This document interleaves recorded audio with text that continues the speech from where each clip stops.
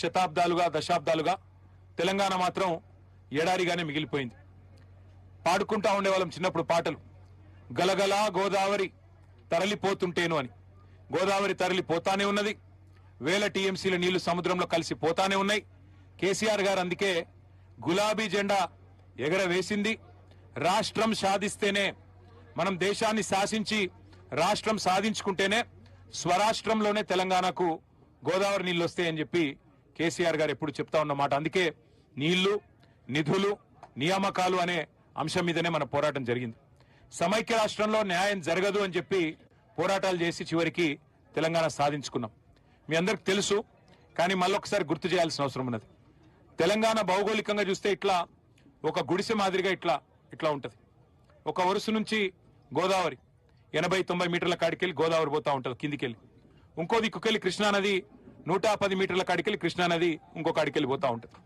మొదటి నుంచి సమైక్య రాష్ట్రంలో మనకు చెప్పిన కథలు ఏంటంటే, నీళ్లు కిందున్నాయి, భూములు పైనున్నాయి, మరి నీళ్లు పైకి రావాలంటే లిఫ్ట్ చేయడం తప్ప మార్గం లేదు అని చెప్పి మొదటి నుంచి మనకు చెప్తా వచ్చిన ముచ్చట. కానీ కేసీఆర్ గారు రాష్ట్రం సాధించడమే కాకుండా సాధించిన రాష్ట్రానికి మరి ఒక రైతు బిడ్డ, ఒక రైతు ముఖ్యమంత్రి అయితే ఏం జరుగుతుందో తన సంకల్ప బలంతో చూపెట్టిండు. నీరు పల్లమెరుగు, నిజం దేవుడెరుగు అంటారు. కానీ నీరు పల్లమే కాదు, ఎగువకు కూడా పరుగులు పెడుతుంది, పైకి కూడా తీసుకుపోవచ్చు అని చూపెట్టిన నాయకుడు కేసీఆర్ గారు. తెలంగాణ రాష్ట్రం ఏర్పడంగానే ఒక యజ్ఞం లాగా, ఒక తపస్సులాగా దశాబ్దాలుగా దగాబడ్డ తెలంగాణకు నీళ్లు ఇయ్యాలే, తెలంగాణ బీళ్లకు నీళ్లు మల్లాలే అని చెప్పి ఒక మహాయజ్ఞానికి కేసీఆర్ గారు శ్రీకారం చుట్టినారు. ఇవాళ మనం ఏ ప్రాంతంలోనైతే కూర్చొని ఉన్నామో, కాళేశ్వరం ప్రాంతంలో, కన్నెపల్లి ప్రాంతంలో, ఇక్కడ గోదావరి 80-90 మీటర్లు సముద్ర మట్టానికి పైన ఇక్కడ ప్రవాహం వారిది గోదావరి నది ఉన్నది. మరి ఇక్కడ నుంచి గోదావరి నదిని ఇక్కడ నుంచి ఒడిసి పట్టి ఒక్కొక్క బొట్టుని మరి పైకి అప్లాండ్స్ ఏవైతున్నాయో అక్కడ దాకా తీసుకొని పోవాలి అంటే మరి అద్భుతమైన లిఫ్ట్ సామర్థ్యం ప్రపంచంలో ఎక్కడ ఉన్నాయి అవన్నీ కూడా చూసి వెతికి పరిశోధించి ఒక బృహత్తరమైన ప్రణాళికకు శ్రీకారం చుట్టినారు కేసీఆర్ గారు. కానీ సిన్సియర్ గా గత ప్రభుత్వం ఏదైతే తుమ్మిడిహెట్టి అనే ప్రాజెక్టుకు శ్రీకారం చుట్టిందో, ఆనాడు ఉమ్మడి ఆంధ్రప్రదేశ్ లో కాంగ్రెస్ ప్రభుత్వమే ఉండే, ఢిల్లీలో కాంగ్రెస్ ప్రభుత్వమే ఉండే, మహారాష్ట్రలో కూడా కాంగ్రెస్ ప్రభుత్వమే ఉండే. 3 చోట్ల కాంగ్రెస్ ప్రభుత్వాలు ఉన్నా మరి తుమ్మిడిహెట్టికి మాత్రం ఎన్నడూ వాళ్ళు ప్రయత్నం చేయలేదు. చివరికి ఒప్పందం చేసుకునే ప్రయత్నం, అంతర్రాష్ట్ర ఒప్పందం ఏదైతే చేయాలో, ఒక అంతర్రాష్ట్ర ప్రాజెక్టు సంబంధించి ఆ డ్యామ్ హైట్ విషయంలో ఏదైతే ప్రయత్నం చేయాలో ఆ ప్రయత్నం ఎన్నడూ కూడా వారు చేయలేదు. చేసినట్టు నటించారు తప్ప ఎన్నడూ చేయలేదు. కానీ కేసీఆర్ ప్రభుత్వం వచ్చిన తర్వాత, ఆనాడు బీఆర్ఎస్ ప్రభుత్వం వచ్చిన తర్వాత 9 నెలలు, మొదటి 9 నెలలు చాలా పెద్ద ఎత్తున మరి కేసీఆర్ గారి నాయకత్వంలో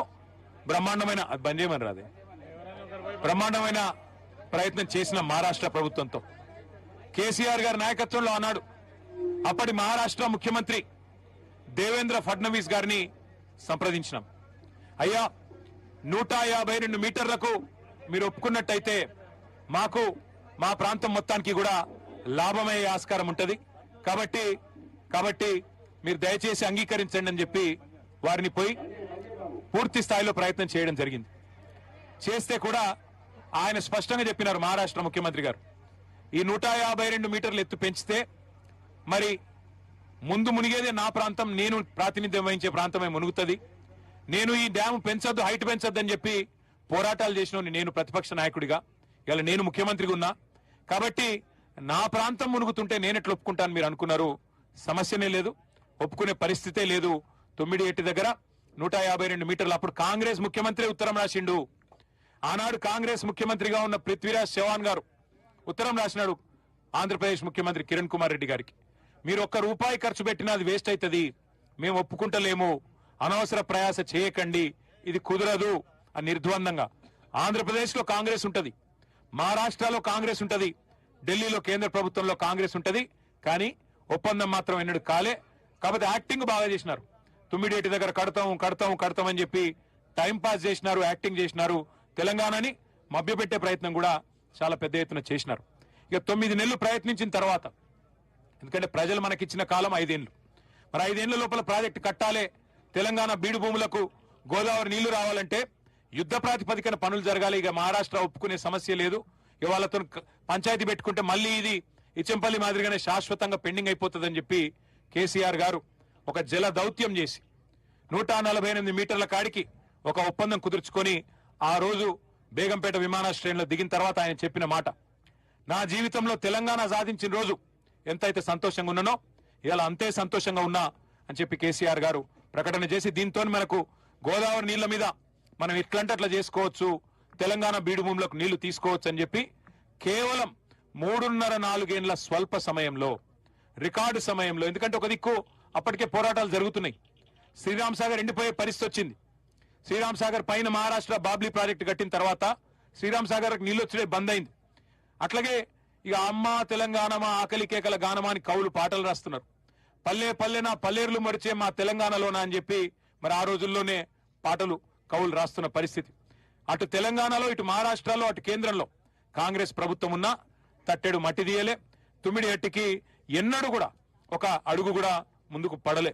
వాస్తవం ఏంది అంటే ఇవాళ ప్రాణహిత కుదరది, ఇంకా ప్రాజెక్టు కుదరది, ప్రాణహిత చేవెళ్ళ అనేది కుదరది, తుమ్మిడి ఎట్టి దగ్గర ఆ పరిస్థితి లేదు అని ఖరాఖండిగా మరి అధికారులు చెప్పిన తర్వాత, మహారాష్ట్ర ప్రభుత్వం ససేమిరా అన్న తర్వాత సెంట్రల్ వాటర్ కమిషన్ ను పెట్టి మరి వ్యాప్కోస్ అధికారులు, కేంద్ర ప్రభుత్వ అధికారులు వాళ్ళందరినీ సంప్రదించి ఇంజనీర్ల సూచన మేరకు బెస్ట్ పాయింట్ ఏంటిది, బెస్ట్ పాయింట్ అంటే ఎక్కడ ఏ ఎండల్లోనైనా, ఎంతటి కరువులోనైనా, ఎంతటి కాటకం వచ్చినా, ఎంతటి ఉపద్రవం వచ్చినా, సూపర్ ఎల్ నినో వచ్చినా బెస్ట్ పాయింట్ ఏది నీళ్లు పట్టేందుకు అంటే, సార్ ప్రాణహిత గోదావరి కలిసినాక కాళేశ్వరం పాయింట్ ఏదైతే ఉన్నదో అక్కడ ఎప్పటికీ నీళ్లుంటాయి, మీకు ఎంతటి కరువు వచ్చినా నీళ్లుంటాయని చెప్పి చెబితే ఆ రోజు మరి పెద్దలు ఇంజనీర్ల సూచన, జియాలజిస్టుల సూచన, సెంట్రల్ వాటర్ కమిషన్ సూచనతోని కేసీఆర్ గారి నాయకత్వంలో మనం ఆనాడు కాళేశ్వరం ప్రాజెక్టుకు ఇక్కడ భూమి పూజ చేసుకొని మేడిగడ్డ, ఈ కన్నెపల్లి పంప్ హౌస్ తో, లక్ష్మీ పంప్ హౌస్ తో మేడిగడ్డ దగ్గర మనం బరాజ్ కట్టుకున్నాం. ఈ నీళ్లను ఎత్తిపోసే ఒక మహాయజ్ఞానికి శ్రీకారం చుట్టినాం. మహారాష్ట్రకు పోయి స్వయంగా ఒప్పించి మెప్పించి కేసీఆర్ గారు స్వయంగా కష్టపడి ఆ ప్రభుత్వంతో ఒక అంగీకారం కుదుర్చుకొని మరి ఎంత వేగంగా కట్టినారు ఈ ప్రాజెక్ట్ అంటే మీకు చేసే ఐడియా కోసం చెప్తున్నా. ఎవరినో కించపరచాలనో ఎవరినో విమర్శ చేయాలనో కాదు. మన పక్కన ఉంటది ఆంధ్రప్రదేశ్ రాష్ట్రం. ఆంధ్రప్రదేశ్ రాష్ట్రంలో నేను పుట్టక ముందు నుంచి, అంటే నాకు ఇంకా ఈ నెలలో 50 ఏళ్ళు వస్తున్నాయి, నేను పుట్టక ముందు నుంచి వింటున్నాం పోలవరం ప్రాజెక్ట్ అని. అంతకుముందు సినిమాలలో కూడా ఉంటుండే, నేను 50 ఏళ్ళు 60 ఏళ్ల కిందటి సినిమాలలో కూడా పోలవరం ప్రాజెక్టు గురించి ఎప్పటి నుంచో చెప్తా ఉన్నారు. పోలవరం ఒక గ్రావిటీ బేస్డ్ ప్రాజెక్ట్, కిందికి నీళ్లు తీసుకుపోయే ప్రాజెక్ట్, గోదావరికి అడ్డం కట్టి కిందికి డెల్టాకు నీళ్లు తీసుకుపోయే ప్రాజెక్ట్. దశాబ్దాలుగా వింటున్నా